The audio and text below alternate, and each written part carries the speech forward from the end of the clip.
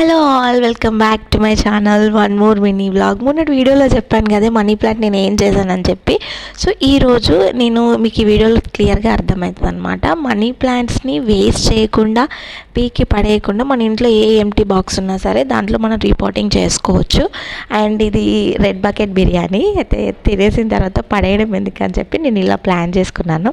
And మన money ప్లాంట్లో ఎన్నైనా సరే మొక్కలు పెంచుకోవచ్చు. అంటే దాని కాడలు కొంచెం కొంచెంగా కట్ చేసి మనం పెట్టేసుకుంటే అది ఈజీగా మొలుస్తుంది అనమాట. అండ్ నెక్స్ట్ కొన్ని మండలు తీసుకొని నేను ఇలా, ఇది గుర్తుందా మీకు, బాదం మిల్క్ బాటిల్. సో దీంట్లో కూడా నేను మనీ ప్లాంట్లు గ్రోస్ చేస్తూ ఉన్నాను.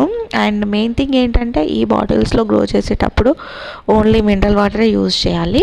సో మనం 2 డేస్కి ఒకసారి చేంజ్ చేసుకుంటూ ఆ లీవ్స్ అన్నీ వాష్ చేసుకుంటూ ఉండాలి. అండ్ ఇందులో ఇది నేను గడ్డి గులాబీ కదా, చిన్న మొక్క పెట్టినాను అంతే. చూడండి ఎంతగా స్ప్రెడ్ అయింది అది. అండ్ దాంట్లో కూడా